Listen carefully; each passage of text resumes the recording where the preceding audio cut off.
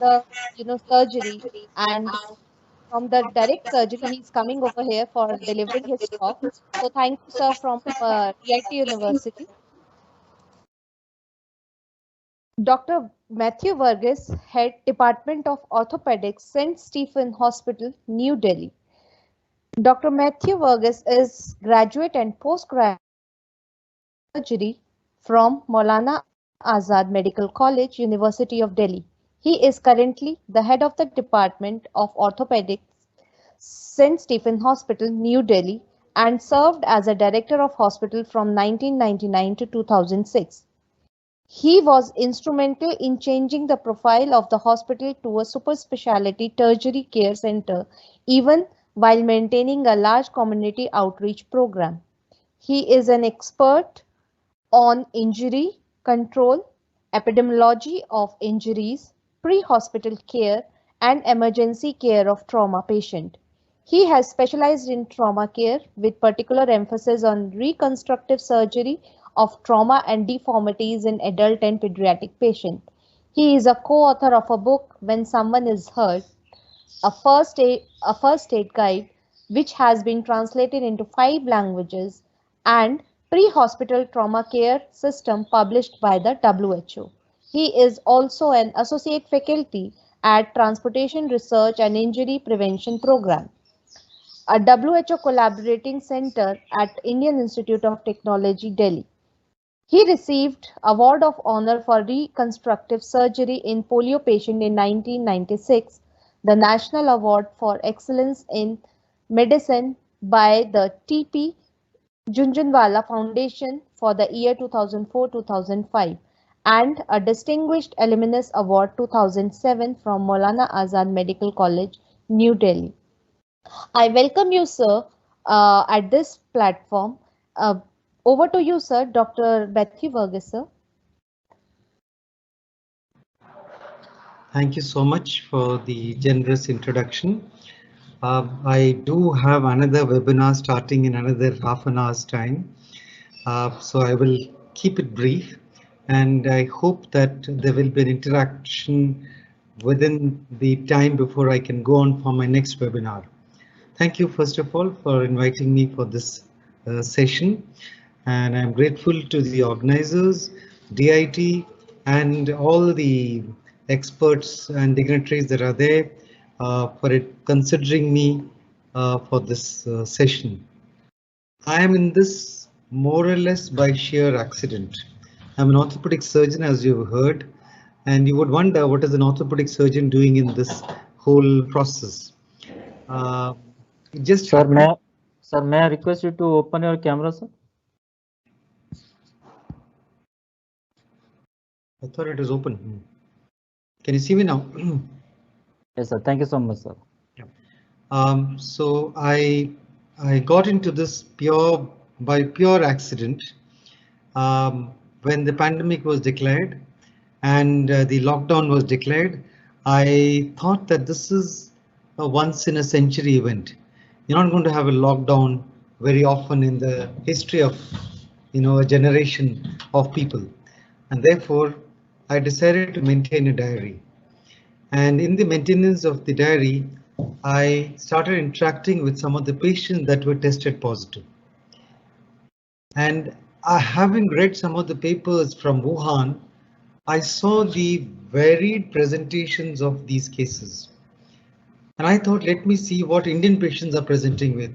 The Chinese are presenting with a long list of cases. Let me see what the Indian patients are presenting with. So I started documenting their symptoms, and I started documenting when they had their symptoms. That was the beginning of an exercise which I continue even today.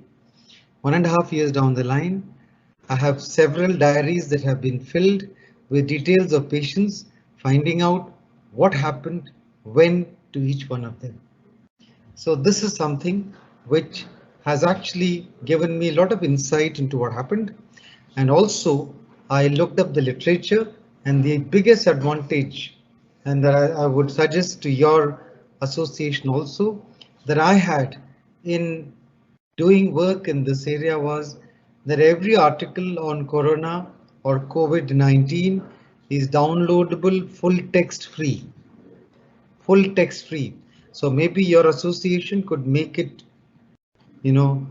useful for your members so that they can access full text journals through your link. That will be a big service to your entire members in your association. So I was really benefited by that, and I started looking at it, and soon I had a pattern of cases evolving. And I tried talking to people, no one would listen to me. I did have some media interviews, still did not manage to convince people. So I created a YouTube version of what I had to say. And that now, of course, has become super viral with more than 5.5 million people seeing it only on YouTube. Only on YouTube. The WhatsApp and Instagram and Facebook and all the other platforms, that's separate. The key thing that I found was the disease follows certain timelines. The first entry of the body into our body, entry of the virus into our body, we don't have symptoms immediately. The incubation period is about 5 days. 5 days down the line, you start the first symptoms. Maybe fever, maybe cough, maybe sore throat, maybe stuffed nose, maybe running nose, but it doesn't run as much as in a common cold. Maybe body ache, maybe loose motions. This surge, we had several cases of loose motions. So this is the variety of presentation which would come, which would last for 2 or 3 days.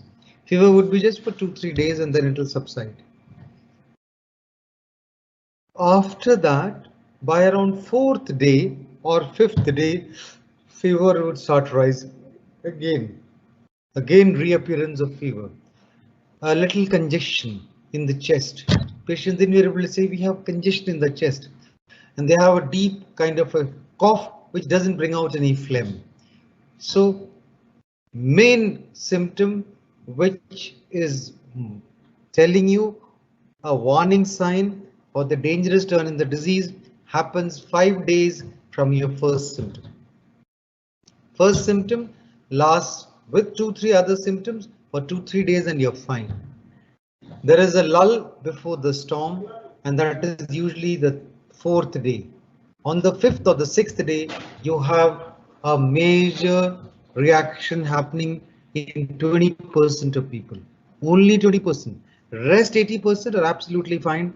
They are hale and hearty, and they'll say, no, we have nothing. We have nothing. We can label them as corona warriors because they have had the infection. The infection did not cause any serious trouble in them. They are fine. But the ones that start having fresh fever, fresh congestion, fresh cough after the 5th day, they are the ones who are having a dangerous turn in the disease. And that dangerous turn is the harbinger of what is known as a cytokine storm. Please understand, the virus does not cause anything other than a little sore throat, a little blocked nose, little headache, little body ache, and some fever. It doesn't do anything else. The dangerous turn happens because of our autoimmune reaction. How does it happen? Our own body immunity, which is meant to fight the virus and kill the virus, and it does succeed. It does succeed in killing the virus. It ends up recognizing some of our endothelial cells in our blood vessels as the virus mimicking cells. And because it is trained to recognize the viruses, it sees these endothelial cells as similar to the virus and therefore attacks it. And this attack causes damage to the endothelium, and that damage leads on to the coagulation of blood in these blood vessels.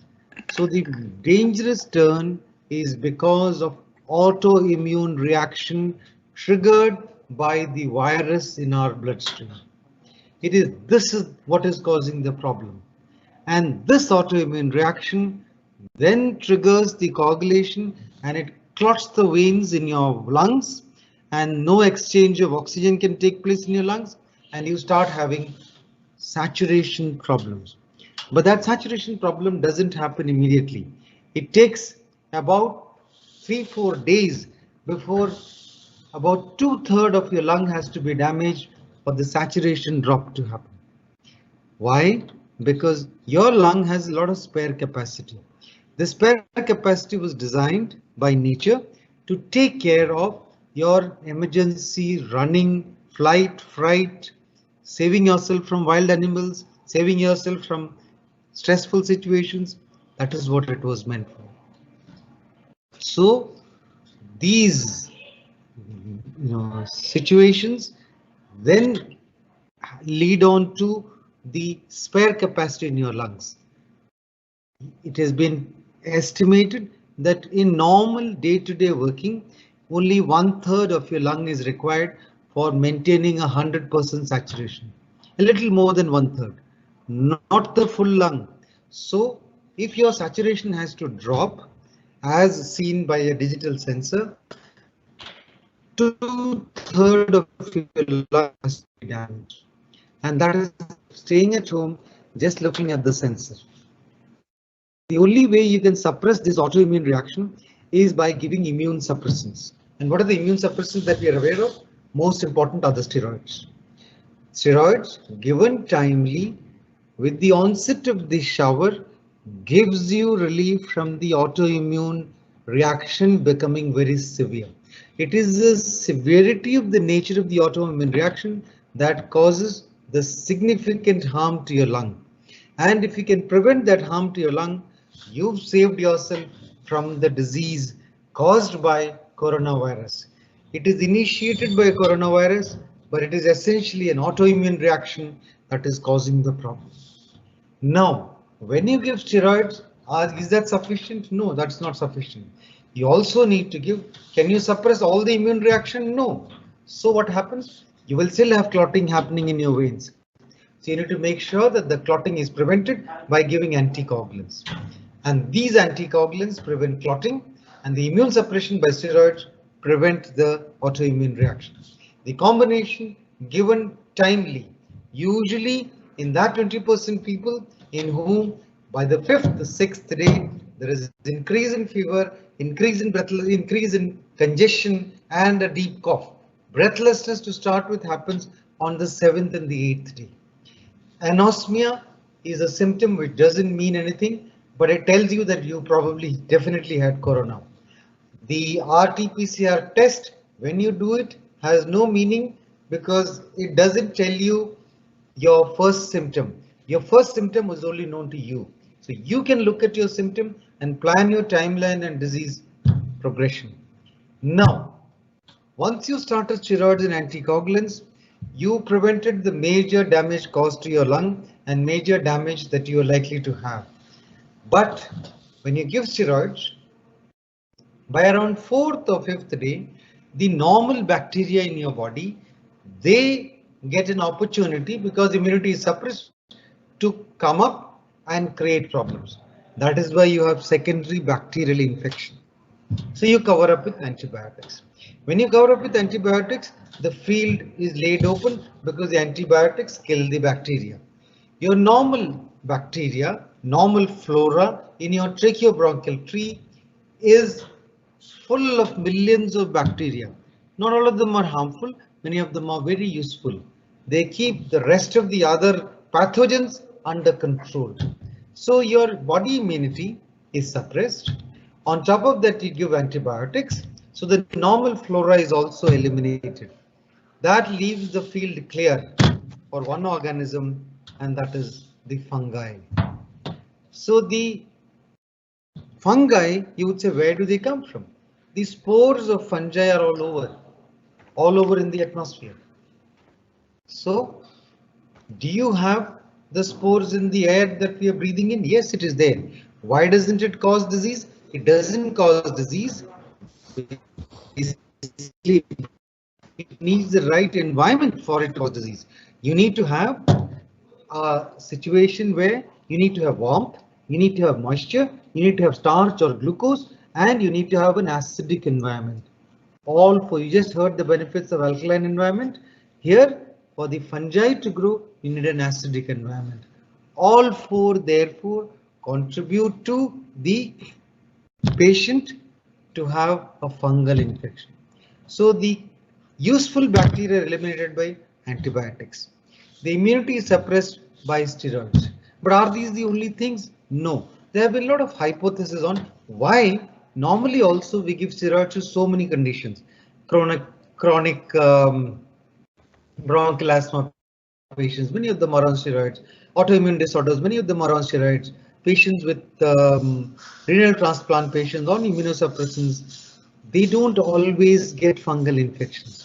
So possibly in this disease, there is something which is causing, in addition to the steroids, suppressing the immunity, in addition to your antibiotics, eliminating your normal useful bacterial flora, there is something which is happening to the immune system. Have industrial oxygens contributed to it? There is no real evidence for it. And anyway, the maximum number of cases have been seen in places like Gujarat and Maharashtra, where industrial oxygen was never used. A lot of people have been saying it is because of the bubbling of the oxygen through the unclean bubblers, the humidifiers. Well, if that were so, almost every patient should be having it. Everyone does not have it. So we still do not know. Possibly the virus is contributing to, in addition to the autoimmune reaction, it is possibly causing some immune compromise, and that is the hypothesis for the fungus. Now the fungus is an interesting thing. You call it the black fungus. In the current system of things, we don't like to call things black or white, because the connotation of black is a derogatory term for people that are black. So we don't like to call it as black fungus. We would rather call it by the mycological name, that is mucormycosis. Mucormycosis, the fungi, the hyphae are white to start with. I have a picture of this. You may be able to see this. Can you see that? The lower portion is the hyphae which are growing, and the upper portion, this is a culture from my own ward patient, where we have taken a culture, and that, see that it is now looking black. The spores are what makes it look black. In addition, something else is there. When these fungi infect it infects your mucosa. Okay, mucosa is warm, mucosa is moist, and if your blood sugar level is high, as happens in patients of steroids who are getting steroids and are also diabetic. Steroids are diabetogenic, you would know that. Why are they diabetogenic? Because steroid is a substance created by nature for dealing with the stressful situation in our lives. And therefore, in a stressful situation, you need more energy, and energy comes from glucose. So glucose is released more into the blood in response to a higher level of steroid. So in a patient who is diabetic, the steroid injection or oral causes an increase in level of sugar. So in the mucosa, high glucose level comes up, and that contributes to a perfect milieu for the fungi to grow. In addition, immunity is suppressed, so natural immunity cannot overcome the fungi. And on top of that, the natural flora of the tracheobronchial tree is also compromised because of the antibiotic that you give. So all in all, you have the situation for the fungus, mucormycosis, to appear. Are they the only fungi? No. This is, can you see this? Just look at it carefully. That is looking greenish, isn't it? It's the same category of fungi, the same set of situations where you do have compromised immunity, you have high glucose levels, you have bacterial flora being eliminated by antibiotic use, and all in all, a situation with low immunity. Any fungus can grow, not just mucormycosis. All this hype is there because mucormycosis is probably a little more common. What you saw in this picture was invasive aspergillosis. This is again from my own ICU, from my own ward. This is a culture from my own microbiology department where we have done this. The diagnosis of this is very simple. You can take a smear from the mucosa of the nose and you use a KOH, potassium hydroxide smear slide. Why do you need potassium hydroxide? That is because the keratin from the mucosa will mimic some of the hyphae that are there, and you need to keratinolysis has to be done by potassium hydroxide, and then you stain it by usual stain. Hematoxin and inoxin also will do, and you examine it. There are different various special stains are also available. You may use whatever you're comfortable with, and you can look at it. The characteristic feature of mucormycosis is the hyphae that are there, the tube type structures that you see under the microscope. They are aseptate. They don't have septae. Normal fungal hyphae have septae, partitions. These do not have partitions. So in a district hospital, in a peripheral hospital, a smear taken, treated with potassium hydroxide and stained will, under a microscope, clearly make the diagnosis. You do not need to have a CT scan, as is been shown to diagnose it. So early diagnosis is important in this. Why is it important? Because early diagnosis means you can treat it appropriately and treat it correctly. Now, another thing you have to understand, there are two modes of presentation of this in these conditions. One is the 5-day serious patient who turned serious, was put on steroids, put on anticoagulants and put on antibiotics on the 4th, 5th day. You continue them on medication, but despite this they have a severe cytokine storm, and that contributes to them going to on a ventilator. When you have a ventilator, it is further stressful situation. You give them all kinds of further higher level of antibiotics, complete alteration of bacterial flora, complete suppression of immunity further. You sometimes raise the level of steroids, and their stress contributes to further deterioration of blood sugar in them. So these are patients with foreign tubings going into their windpipe. These tubings are foreign material inside the mucosa. Pressure from them cause death of the mucosal cells sometimes, and the dead cells are an ideal medium for the fungi to grow. So one set of patients who present with these fungal infections are ones in the ICU, critically ill with tubes in their nose, tubes in their esophagus for IL-2 feeding, tubes for running into their central venous system, and tubes for drainage of urine. So these are the patients who can have the fungal infections coming. The other category are those patients who had steroids and they went home, and after going home, they come back. They became all right from the coronavirus and they went home continuing their steroids. Or those patients who started steroids early on, unnecessary high levels of steroids, unnecessary prolonged treatment of steroids. In this particular condition, steroids are required only for a week or 10 days, not more. It is anticoagulants you give for longer period. Steroids are required only for about a week or 10 days, not more. Cytokine storm is over by that period, about 10 days or so, it is over. You don't need to have control of cytokine storms beyond this period. So once we have that control, you can then proceed on to anticoagulants alone. So there are some people who continue to have steroids. There are some doctors who continue to prescribe the steroids in some of these patients. These are the patients who have poor control of diabetes, continuous steroid intake, not consulting the diabetologist, taking steroids on their own, inappropriate monitoring of blood sugar, ideal condition for having the mucormycosis. So how do they present? The ICU patient, the doctors will find their sugar control is going haywire, their symptoms are worsening, they're going into acidosis, they're going to metabolic acidosis, they're going to multi-organ failures. Those are warning signs. In addition, many of them may have swellings in their face.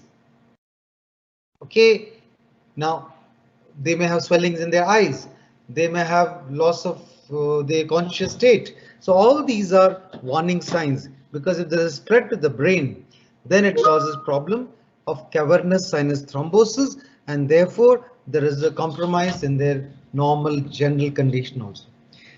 However, the patients that have gone home and get it from home, they have unilateral headache. They have like a migraine. They have unilateral swelling because the sinuses are infected. The sinuses, once they are infected, they cause pain in the sinuses. They may have extension into the orbital floor. The orbit floor gets invaded. Invasive mucormycosis, invasive aspergillosis erodes the floor of the orbit and the eye starts bulging out.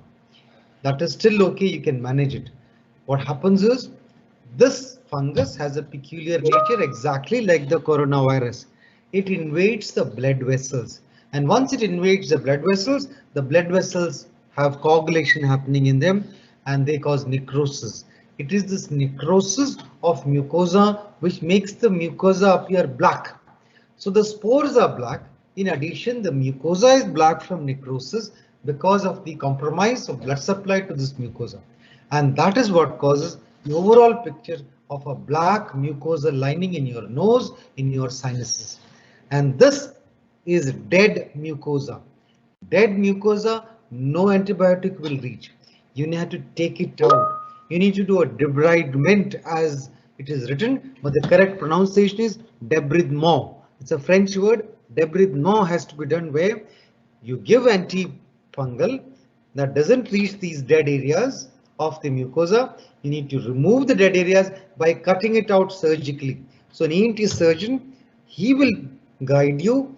He will look at the patient's symptom, unilateral headache, unilateral bulging of eyes, one side swelling on the face, unilateral swelling on the sinuses, presentation of sinuses, discharge from the nose. Discharge from this nose may be black or brown. All this gives you a clue that there is something wrong and probably mucormycosis in this setting of a corona which is treated. 3 weeks, 4 weeks down the line, after having gone home, they come back with these symptoms to the ENT surgeon. So far, so good.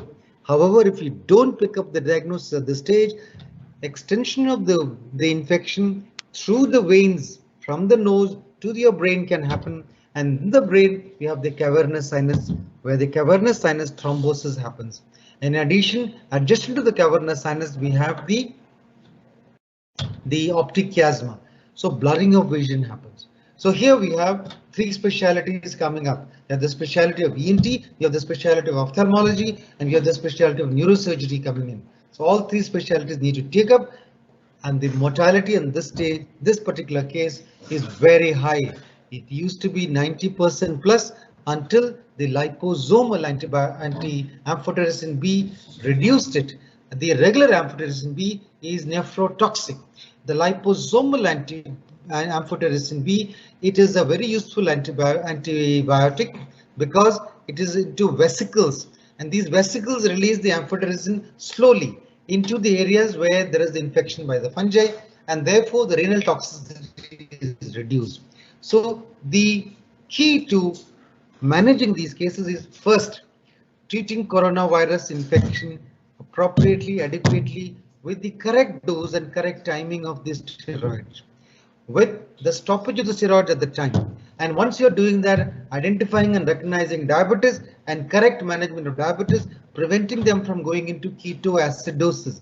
Remember, 4 things are essential for the fungus to grow: warmth, moisture, sugar or starch, and lastly acidic pH. So ketoacidosis is an ideal environment for the fungus to grow. Once you have the fungus and an antibiotic which eliminates the normal bacterial flora, lays the field open for the fungi to grow, and on top of that a compromised immunity from steroids as well as by attack of the virus. All this will help you identify, suspect these cases early on and diagnose this early on, and then treat it aggressively. If there is dead tissue, remove it. If at this stage you may need to get a CT scan done. How much of the sinus, which are the sinuses with completely blocked? Is there any erosion of the bone? Is there any obliteration into the orbit? Is there any extension into the corona in the cavernous sinus? All these are things which are evaluated by the CT scan. But the primary diagnosis can be done at a peripheral level at a district hospital by just looking at a smear from the nose. But Surgery may be required to remove all dead tissue, clear all the sinuses, wash out with antiseptic solution, and then give systemic intravenous liposomal amphotericin B is the correct one.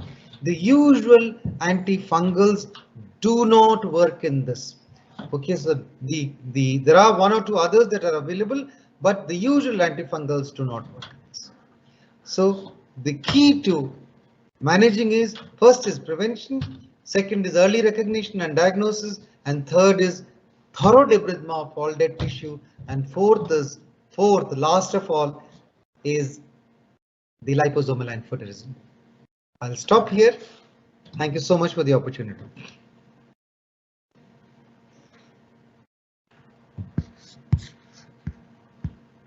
Dr. Bhavna, Please unmute yourself. Dr. unmute yourself.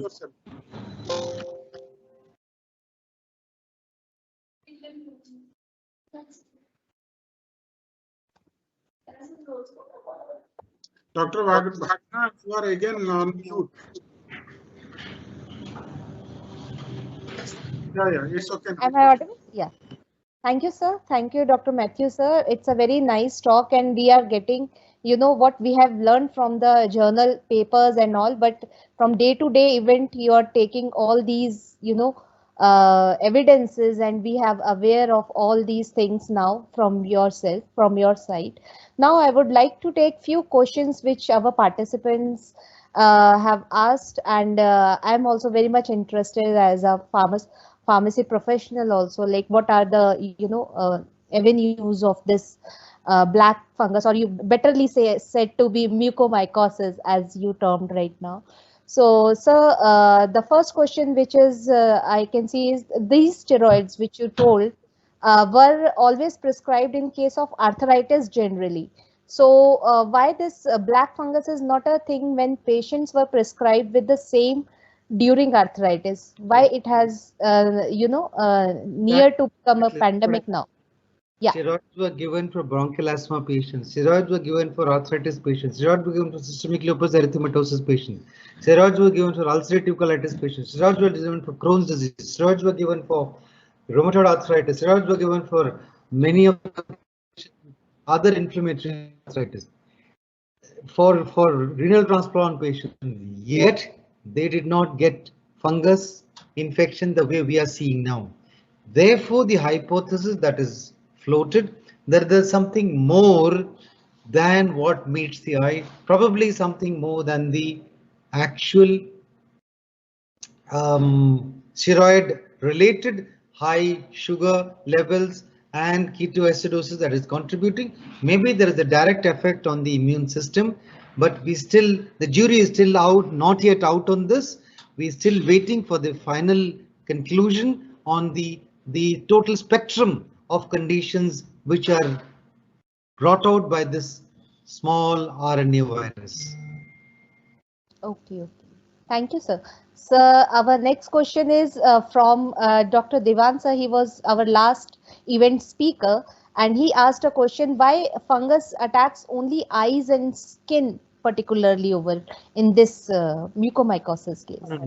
In mucormycosis, the most common involvement are the sinuses. That's why your ENT surgeon is there. He'll tell you more on this. What we have seen most commonly are the sinuses in our hospital. Our ENT department was the busiest, trying to cater to 4 to 5 cases every day in the outpatient every day, whereas we never used to see more than 2 or 3 in a year. This season we had 4 or 5 in a day, and there were several of them, and most of them needed surgical intervention by debridements and sinus clearances and sinus wash. All kinds of things were required. So the ENT department was very busy.